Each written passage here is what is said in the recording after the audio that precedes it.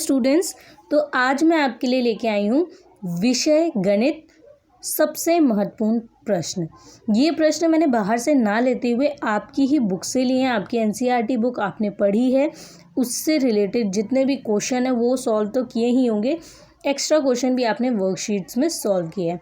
सो आपने जो भी क्वेश्चन सॉल्व किए हैं उन्हीं में से मैं कुछ प्रश्न आपके लिए लेके आई हूँ जो बहुत ज़रूरी हैं, आपको टेस्ट में भी देखने को मिलेंगे और एग्ज़ाम में भी आएंगे। जैसे कि आपकी सभी एक्सरसाइजेज में से कौन सी इंपॉर्टेंट क्वेश्चंस हैं मैं यहाँ पे आपको शो कर रही हूँ। जैसे आपकी अलग अलग एक्सरसाइजेज हैं। सो यहाँ पे क्वेश्चन नंबर 2 है। ये आपकी ड्यूटी है कि इन क्वेश्चंस को अपनी एनसीईआरटी बुक्स में आपको सर्च करना है। ये चैप्टर 1 है, अध्याय 1। तो चैप्टर 1 की कौन सी एक्सरसाइज है जिसका ये 2nd क्वेश्चन है, ये आप खुद सर्च करेंगे और आपको ये देखना है कि 3 और 4 के बीच के 6 परिमेय संख्याएं आपको ज्ञात करनी है। ज़रूरी नहीं है एग्जैक्ट यही क्वेश्चन आए, इसमें आपको 3 और 4 2 नंबर दिए गए, इनके बीच के आपको 6 परिमेय संख्या बतानी है। लेकिन एग्ज़ाम में हो सकता है कि 3/6 और 4/6 दिया जाए, ठीक है। तो आपको इनके बीच के भी परिमेय संख्या बतानी होगी। तो आपको कैसे पूछा जा रहा है प्रश्न, इसके अनुसार उत्तर देने होंगे।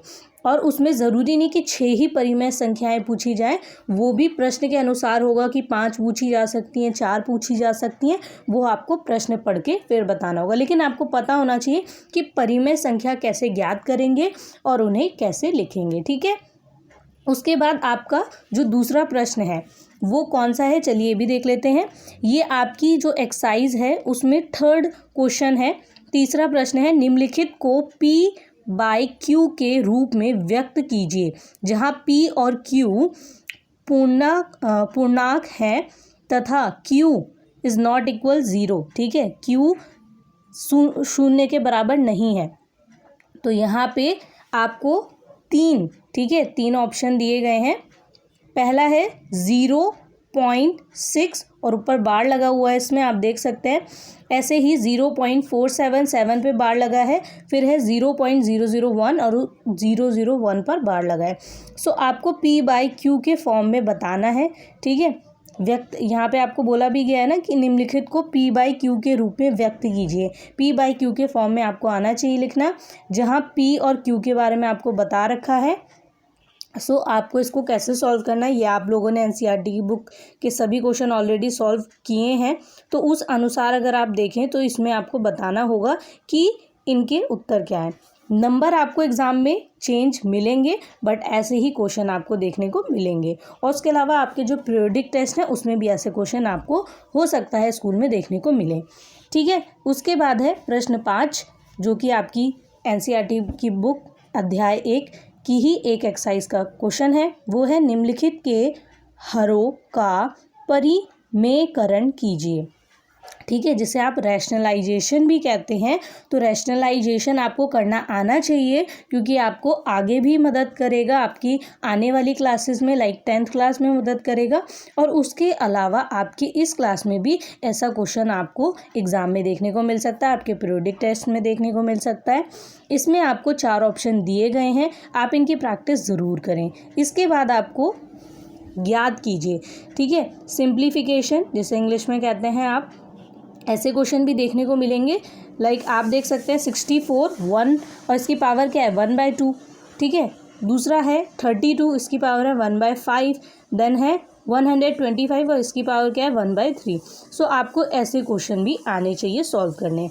देन इसके बाद आपका जो दूसरा अध्याय है, ठीक है, अध्याय 2, इसके देख लेते हैं कौन कौन से प्रश्न ज़रूरी हैं और किस तरह के प्रश्न हमें देखने को मिलेंगे। आपने वर्कशीट सॉल्व की हैं, और अगर आपने वर्कशीट ध्यान से सॉल्व किए तो आपने ऐसे क्वेश्चंस किए भी होंगे जो मैं आप लोगों को शो कर रही हूँ, ठीक है। इसके अलावा आपकी एनसीईआरटी बुक में ऐसे क्वेश्चंस हैं, पर कैसे क्वेश्चन आपको देखने को मिलते हैं एग्ज़ाम में वो आप सैम्पल पेपर और हमारी वीडियो देख के समझ सकते हैं। देन यहाँ पे अगर आप देखें तो अध्याय 2 का ये प्रश्न है, अध्याय 2 चैप्टर 2, ठीक है। निम्नलिखित पर बहुपद 5x - 4x² + 3 के मान ज्ञात कीजिए। तो यहाँ पे आपको पी एक्स आपको पता है कैसे निकालते हैं, एक्स की वैल्यूज़ पुट करनी है और उसके बाद आपको पी एक्स निकालना है। सो ये तो सिंपल क्वेश्चन है, आप बता सकते हैं। उसके बाद यहाँ पे दूसरा प्रश्न है, x cube plus 3x square plus 3x plus 1 को निम्नलिखित से भाग देने पर शेष फल ज्ञात कीजिए। ठीक है, और आपको यहाँ पे कुछ ऑप्शंस भी दिए गए हैं 1 2 3 4 5। इसके अकॉर्डिंग आपको सॉल्यूशन करना है। तो पहले आप फर्स्ट वैल्यू को लेंगे, सॉल्व करेंगे, देन सेकंड को, फिर थर्ड को। तो आपको क्वेश्चन थोड़ा लंबा होगा बट इसे सॉल्व करना होगा। देन इसमें जो थर्ड क्वेश्चन है वो है के का मान ज्ञात कीजिए जबकि निम्नलिखित स्थितियों में से प्रत्येक स्थिति में x माइनस 1 पी एक्स का एक गुणांक खंड हो। ठीक है, तो यहाँ पे आपको क्या करना है, k की वैल्यू बतानी है। ठीक है, सो आप देख सकते हैं सभी में आपको k देखने को मिलेगा और आपको यहाँ पे k की वैल्यू फाइंड करनी है। तो k की वैल्यू निकालनी आपको आनी चाहिए। देन इसके बाद अगला प्रश्न है आपका, उपयुक्त सर्व समीकरणों को प्रयोग करके निम्नलिखित गुणांक फल ज्ञात कीजिए। ठीक है, और इसमें भी आपको दिए गए हैं 1 2 3 4 एंड 5। ठीक है, इसके सब पॉइंट्स हैं और आपको इन्हें सॉल्व करना है। ठीक है, इसकी सर्व समीकरणों का प्रयोग करके बताना है उत्तर। फिर अगला प्रश्न है, सीधे गुणा किए बिना निम्नलिखित गुणांक फलों के मान ज्ञात कीजिए।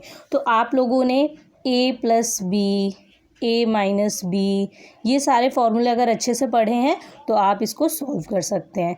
ठीक है, तो आपको यहाँ पे क्या करना है, बिना गुणा किए उत्तर बताना है।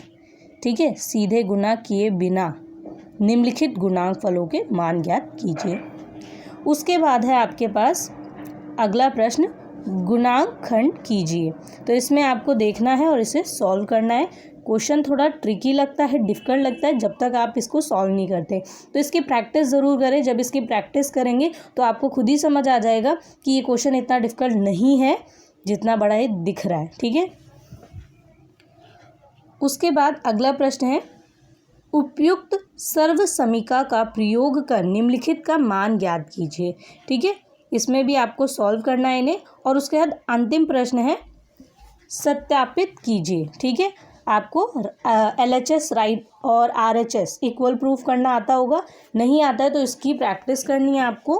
ठीक है, आपको बताना होता है कि ये साइड इस साइड के क्या है, इक्वल है, तो सत्यापित करना है आपको। उसके अलावा ये सभी प्रश्न आप जितने अच्छे से प्रैक्टिस करेंगे, उम्मीद करती हूँ आपके टेस्ट में और एग्ज़ाम में उतने ही अच्छे मार्क्स आएंगे, क्योंकि ऐसे क्वेश्चन आपको ज़रूर देखने को मिलेंगे। ज़रूरी नहीं सारे प्रश्न आए, बट येस इसमें से आपको प्रश्न देखने को ज़रूर मिलेंगे। तो मैं यही बोलूँगी कि इन क्वेश्चंस की ज़रूर प्रैक्टिस करें, ये बहुत इंपॉर्टेंट क्वेश्चंस हैं। नंबर में थोड़े चेंजेस हो सकते हैं बट इस टाइप के क्वेश्चन देखने को ज़रूर मिलेंगे। सो कमेंट करके ज़रूर बताएं वीडियो कैसी लगी और प्रैक्टिस करते रहना है। All the best.